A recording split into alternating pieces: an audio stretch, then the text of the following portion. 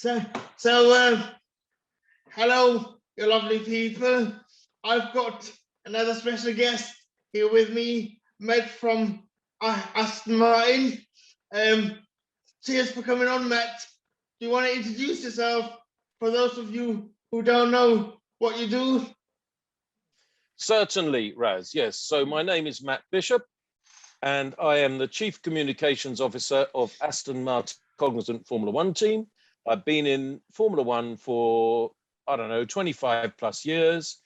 And I've worked in the past for McLaren in Formula One. I was one of the founders also of W Series, obviously the single-seater series for women drivers, which is still ongoing. And before all of that, I was a journalist and an editor of F1 Racing Magazine and a columnist for Autosport. So I've been around a long time. Yes. So,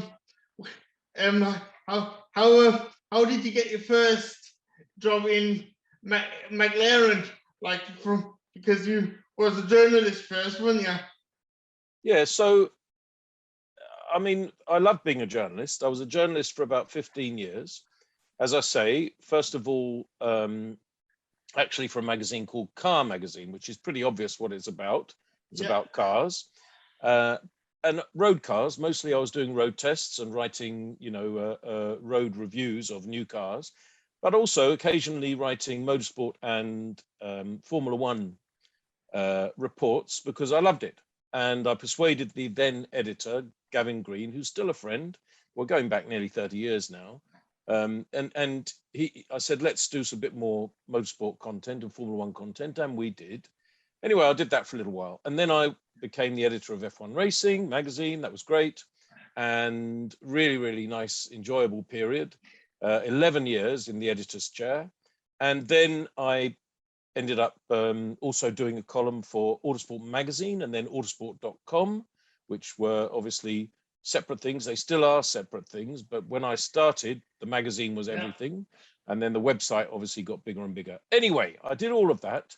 And during the course of all of that, I got to know a lot of the Formula One people very well. And one of them in particular was Ron Dennis, obviously at that point, the boss of McLaren. And I don't know why, because we're very different people in very many ways. We ended up getting on quite well. And he seemed to think of me as a good thing. Again, I really don't know why. And then when in 2007, as you and your viewers and listeners will know, was a terrible year for McLaren because they were involved in what was called Spygate and were in the end fined $100 million for illicit possession of Ferrari IP. And that was a terrible time for that team. And in the aftermath of that, Ron said to me, would you like to come and be my comms director, my communications director? Because although he had very good staff, very good comms and PR staff, he didn't have any strategic comms director, if you like. Someone who knew the sport, knew the journalists who wrote about it, knew the rule makers and the commercial rights holders. And obviously I knew respectively Max Mosley and Bernie Ecclestone very well. So did Ron, of course, but Ron mostly knew them in a, if I might put it this way, an adversarial way. Whereas having interviewed them over years, I knew them in a slightly more chummy way. In fact, I'd even employed Max Mosley as a columnist for a year for F1 Racing. When I say employed, nobody really employed Max Mosley, but I gave him a column and he wrote a column. How did you, anyway, sorry to interrupt, how did you manage to get that? I mean, Max Mosley is a very, seems to be like the hard, very hard to convince. Yes, he was, but I think he saw the value in it. I mean, at that point, F1 Racing was the best-selling Formula One magazine in the world, and there weren't websites at that point. So if you wanted to get your point across on a global basis to Formula One and motorsport fans, media, and stakeholders, and Max definitely did, then doing a column in F1 Racing was a good way to do it. And I pitched it to him like that. And he said yes to it on that basis.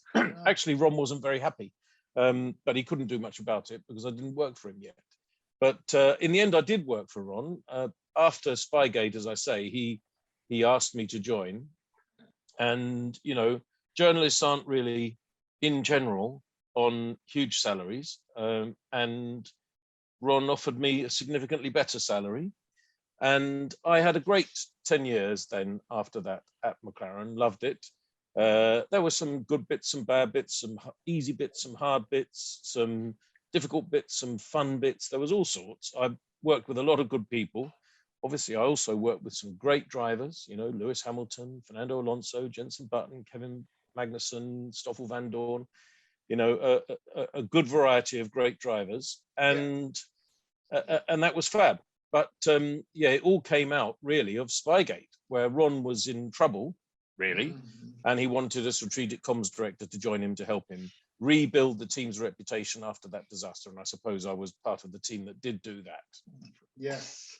So and then you joined Aston Martin, obviously. You know, Aston Martin. I want to take you back to Silverstone 2020, because I really want to know, you know, when Sergio Perez at the time had COVID, and obviously Otmar had the idea to get Nico Hülkenberg in at very short notice. I mean, how, if you can, I mean, you can't tell me the details, but I mean, how did that manage to come about?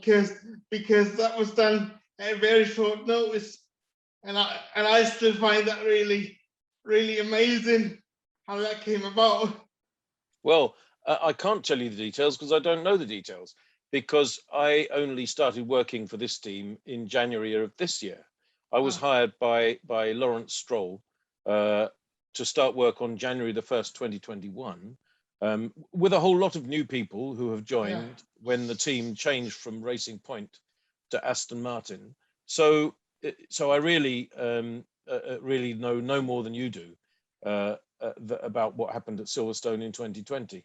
I was working for W Series at that point.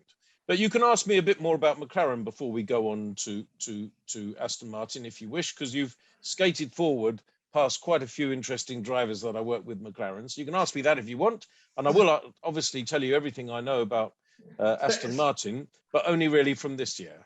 So how was it sort of working with Lewis Hamilton? You know, because when you first met him, did you knew that he was going to be the great driver he undoubtedly is now? I did.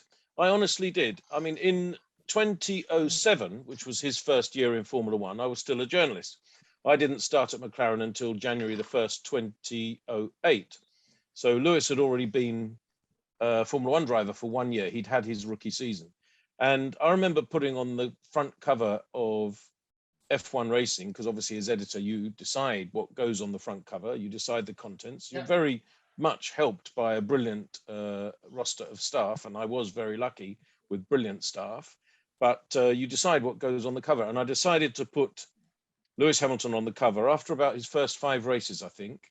And I said something, I think the cover line was, and you'll have to forgive me if I don't remember it exactly, because it is, after all, 14 years ago, but something like, is he already the best, or something like that. And I got a lot of stick, not on social media because it didn't exist at that time really, but in internet forums, people saying, what on earth is Bishop on about? Saying that this young man is the best already. And maybe it was a bit of a leap at that time to say he was the best already, but he'd had 5 podiums out of 5, as you remember, and he went on to have 9 podiums out of 9, his first 9 races. An unbelievable beginning, obviously in a great car, but up against a great teammate, Fernando Alonso, who had won not only the last world championship and therefore was the reigning world champion, but the one before as well. And yet the rookie matched him. And it was an extraordinary performance. So when I joined in 2008, I absolutely knew that Lewis was the real deal.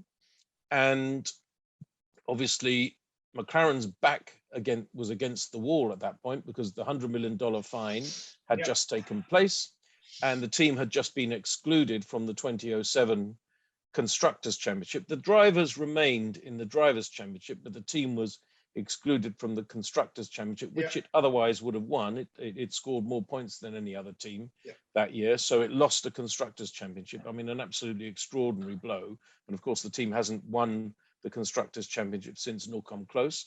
So that was a big issue there. So I arrived, you know, to work with Ron Dennis and Martin Whitmarsh, who of course I'm now working with again at Aston Martin. If you stay in Formula One long enough, you end up working with people twice. Anyway, and we had to try and rebuild the team, rebuild the confidence within the team. And of course, we know what happened, which is that fairy story of all fairy stories, McLaren, Lewis Hamilton won the World Drivers' Championship in the last corner of the last race of the, was it, the last lap, last corner, last lap, last race, Brazil 2008. Still an extraordinary experience. I mean, and then, you know, how many race wins, if you had to predict how many race wins, and do you think he's going to get another World Championship?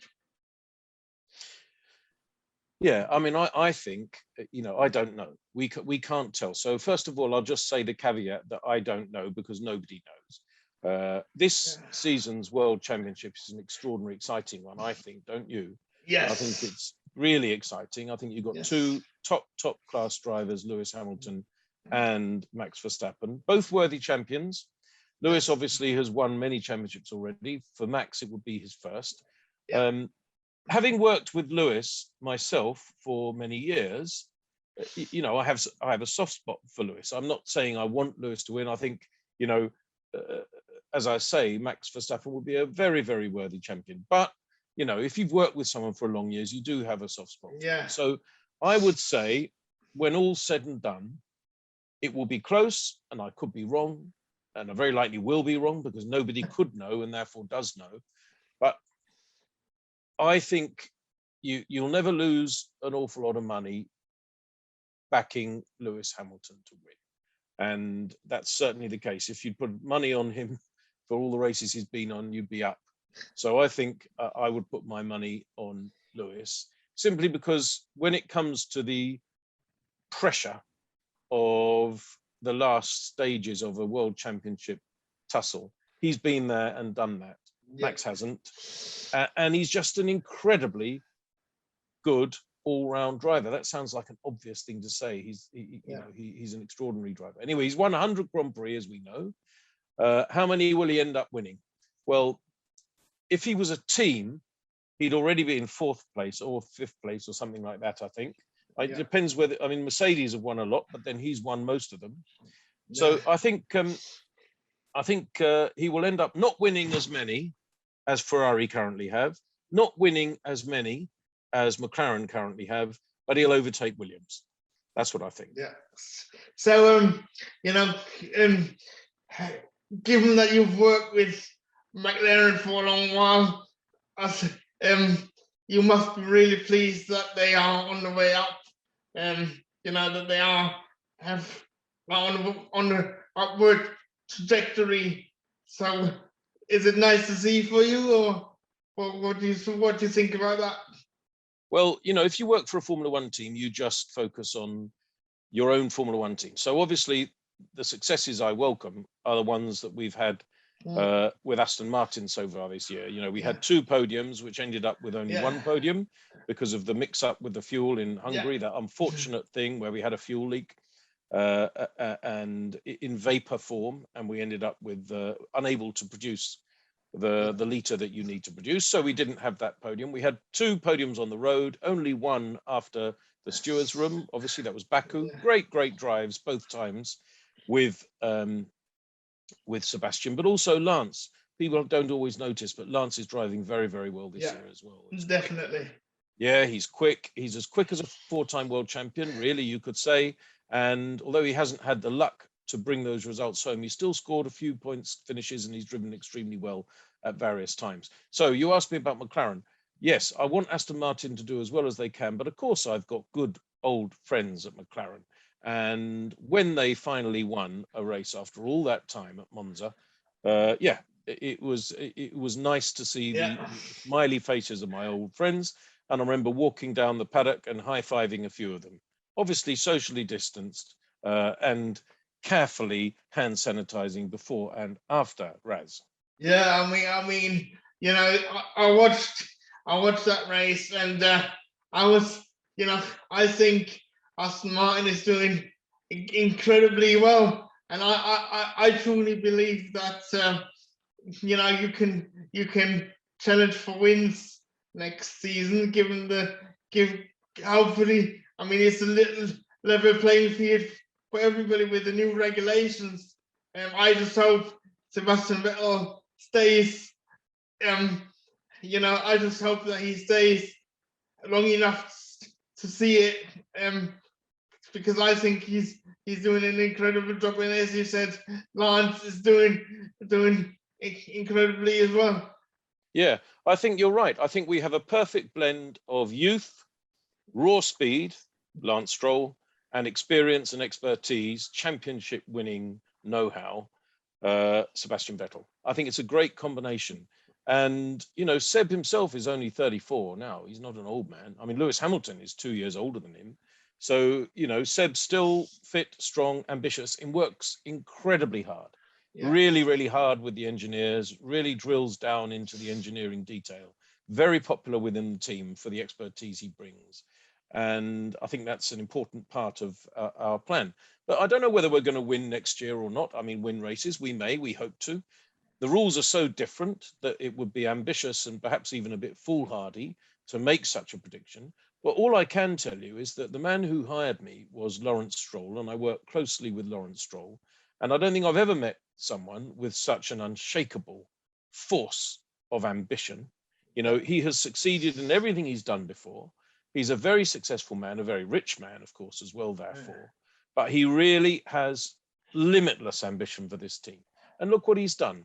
So he's bought the team. He's brought in a 4-time world champion to be the teammate of his own son.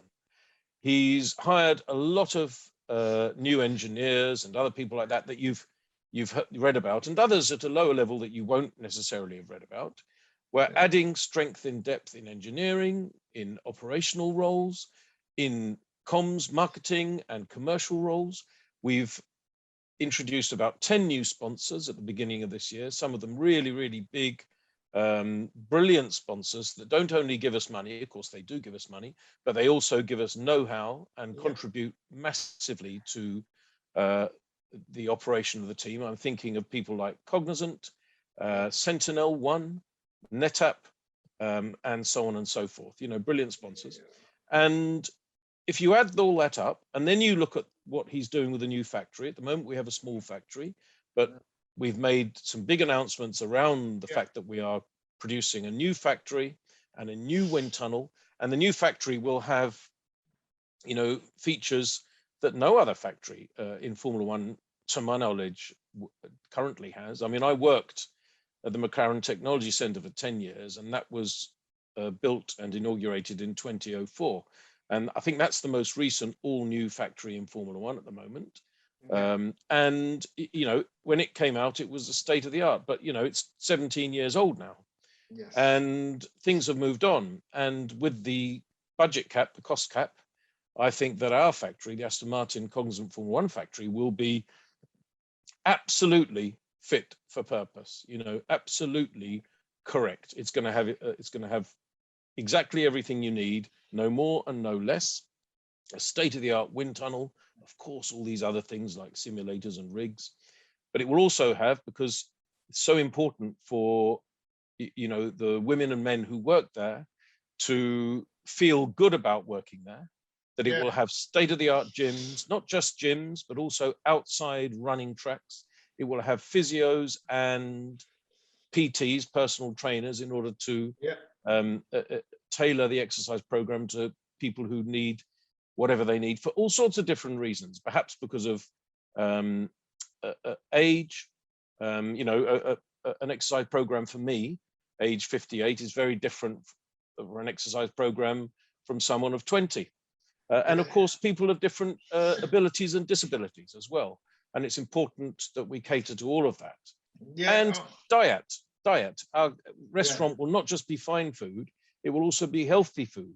And it will be the kind of food, you know, Lawrence has used the term from farm to plate, you know, to make it healthy, organic, good food. And if you look at every aspect of what goes into making, you know, the few hundred people who work in a Formula One team produce the best car and run it in the best way to win races and more championships. Yeah. Lawrence is leaving no stone unturned. And I must say, you make my day, to be honest, when I had that signed cap and when I got the chat with Jessica. So thanks for that. Really, you're welcome. Yeah, Jessica is obviously our driver ambassador. That's Jessica Hawkins, who you interviewed a few weeks ago. So I liked your interview. I obviously watched it carefully, and Jessica enjoyed it. Jessica is important to us. She does a lot of work with our for media, but also sponsorship. She does a lot of work for that, but she's also getting more and more involved with our engineering, and she'll probably run in our simulator over the winter.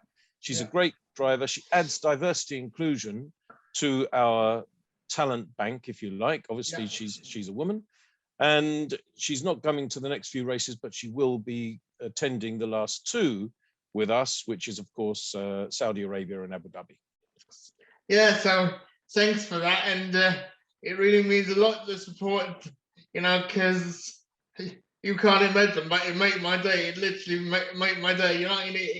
And I'm not just saying that because I'm talking to you. It genuinely did make my day. Well, you're welcome, Raz. You're welcome. And yeah, thanks for that. You know, I'm conscious that I saw running close to the half hour, but don't worry too much. Don't. We're not going to stop on the exact half hour. So you just carry on and ask me what you need to ask me. Yeah, I mean, what do you think about what do you think about Qatar joining, like having the long-term deal at Qatar? Well, first of all, we've got the short-term deal, haven't we? Because first of all, we've got one race at what is basically a MotoGP track, and it will be interesting to see how that works. And then the 10-year deal starts in 2023, not in 2022. It starts in 2023, and you know the venue is not yet confirmed. So I think there's not that much that one can say at this time. Formula One is spreading its wings, going far and wide. I think that, you know, there are issues that we need to address around where we go. But I think that rather than complaining about it or worrying about it, I look at it from a glass half full perspective. Yeah.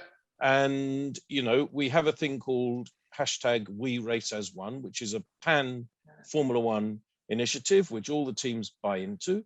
My particular interest is LGBTQ plus aspects, because as you know, I'm a gay man, and I'm an ambassador for Racing Pride, which is an organization that was inaugurated in 2019 under the auspices of the Stonewall charity, which is an LGBTQ plus charity. And, you know, I think that as a gay man, as a founder ambassador of Racing Pride, and as somebody who's prepared in a very polite way to stick up for what I want to stick up for, I'm happy to go to various places, welcome the good parts, and talk to anyone who wants to talk to me about the parts that I think that we could help improve. And by the way, that applies to everywhere. That doesn't, let's not be picky about it. That applies to everywhere. The country that we both live in, the United Kingdom of Great Britain and Northern Ireland, is not perfect. And there are many other countries on the Formula One calendar that are not perfect. Yeah, I mean, I must say, like, you know, I mean, since the pandemic, I mean, the pandemic has been bad, and you know, I'm glad, you know, we're getting close to normality now, if you can call it that. But to be honest with you, I think the fact that people have been getting more used to like Zoom and everything has made it a lot more accessible to me, like Formula One, and you know, because I can't travel that well, but as you know, my goal is sort of to become a Formula One journalist or become involved in Formula One in some capacity. I mean, I've got benefits, but I can earn a bit of money without losing it. But I'm not doing it for the money. I'm just doing it because I love Formula One, and it really helps me out with my anxiety and whenever I'm down or whatever, I just talk about Formula One, and it really keeps my spirits up. I massively applaud that, and I think that we all have our challenges, and I know you have challenges, Raz. But the fact that you have channeled your positivity into this platform, your YouTube channel, your Twitter, and all the rest of the social media accounts that you have and are active on, I think is excellent. I've enjoyed watching your podcasts and listening to them over the past few months. I've enjoyed facilitating things like getting Jessica Hawkins to be interviewed by you, and I've enjoyed being interviewed by you today. But most of all, I applaud the fact that you don't let things get you down. You look at how you can channel your exceptional knowledge and enthusiasm for the sport you love into something that lifts your spirits, and by the way, lifts the spirits of everybody who watches it too. So thank you very much, Raz. Thank you for these kind words, and as I said, if you have any ideas how I can get a bit further with what I'm trying to do, like, I would really appreciate all the tips and help that you may be able to give me. Well, listen, what I think you should do, this interview, you should include all of it, including this last bit, this little bit of us chatting, include it all. And I'm going to say to anyone who's watching this, including people from other teams, we at Aston Martin Cognizant Formula One team have offered Raz not one, but 2 interviews now, one Jessica Hawkins and one me. We plan to offer more. So other teams, listen up, offer Raz some interviews. And that's my challenge to the whole of Formula One. Yeah, I mean, as I said, obviously I can't pay anybody for the interview. Nobody wants paying, Raz. I think people, you're a bona fide interviewer in your own right. Nobody needs paying. You make good podcasts, good little videos. You ask interesting questions, and you're a nice guy. I ask the rest of Formula One to allow themselves to be interviewed by you. I think they'd enjoy it, as I have. Thank you. It really makes my day, man. I really appreciate this. And I'm telling you now, one day, if we can organize it, get transport maybe up there. We may be able to organize a visit or something. That would be great. That would be great. So thank you, Matt. I really appreciate it. As I said, if you haven't already, do feel free to subscribe to my YouTube channel, everybody.